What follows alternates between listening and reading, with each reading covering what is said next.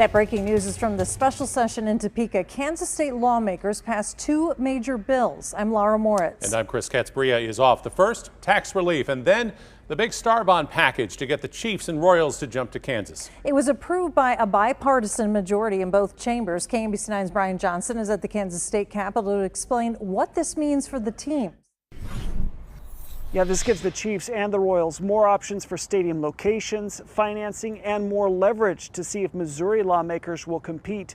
Most of the lawmakers here in Kansas today left the state capitol hoping that their vote may have scored the Royals and the Chiefs in Kansas for decades to come. Who is eligible for the benefits of these Star Bonds? In both chambers, let's get the facts straight. Lots of questions. I don't want to see us fumble the ball. Lots of answers, lots of debate. We haven't seen tremendously successful Star Bond projects. Critics say too many Star Bonds are for things that would have naturally developed, don't live up to the pitch, or simply give special deals to certain developers. We need to be at the table. If we are not at the table, we miss, like we said, 100% of the chances of getting anything. Others see this as a huge opportunity. There's no new tax. The Star Bonds would last 30 years. The state would give up its portion of sales tax in the district, and instead, the money generated by the stadiums would pay for the new stadiums. We don't know if they'll jump the state line, but we have to do our part, and now they can do their part. The state would also use lottery money and sports betting money to fund the projects. The Department of Commerce would work out any deals with the teams. To a large degree, they're under a time crunch, right? I mean, to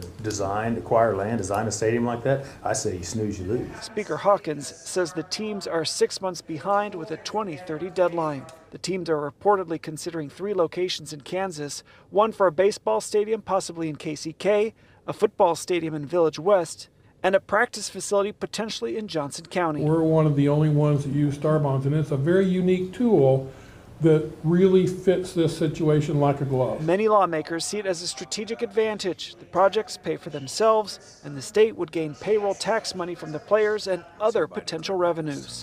In Topeka, Brian Johnson, KMBC 9 News.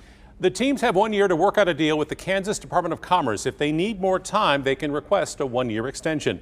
Kansas Governor Kelly issued a statement tonight saying in part Kansas now has the opportunity to become a professional sports powerhouse with the Chiefs and Royals. We're also hearing from the teams. The Chiefs say they support the efforts from Kansas and look forward to exploring the options the legislature may provide, and the Royals issuing a statement saying looking forward to additional conversations. The team says it will always prioritize the best interests of fans, associates, and taxpayers. Leaders from the Missouri side were quick to comment as this vote was happening. Kansas City, Missouri Mayor Quinton Lucas says the city isn't done negotiating with the teams, and there's still a lot we don't know.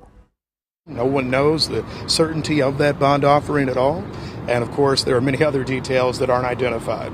Not identified is the private investment. Not identified is the location. Not identified is really the impact on any communities that are represented. And I think whether you're in Missouri or Kansas, those answers are going to be important long term for what it is that everyone's trying to do. Jackson County Executive Frank White says this Star Bond package violates the border war truce. He released a statement. It says this competition does not serve our residents or our communities. Instead of working together to grow all of our neighborhoods, we risk hurting the very people we are supposed to serve. And all of this is happening after Jackson County voters rejected a stadium sales tax package on April 2nd. It would have paid for Arrowhead additions and would have built a new stadium for the Royals in the Crossroads. Last night, the Jackson County legislature talked about an ordinance that would put a new tax on the November ballot. The ordinance was centered only around the Chiefs. It was sent back to committee for review. Don't forget, current stadium leases for the Chiefs and Royals at the sports complex run out in 2031. Of course, we'll continue to follow this story every step of the way. Get breaking updates sent right to your phone with our KMBC 9 News app. You can also follow along at KMBC.com and, of course, right here on KMBC 9.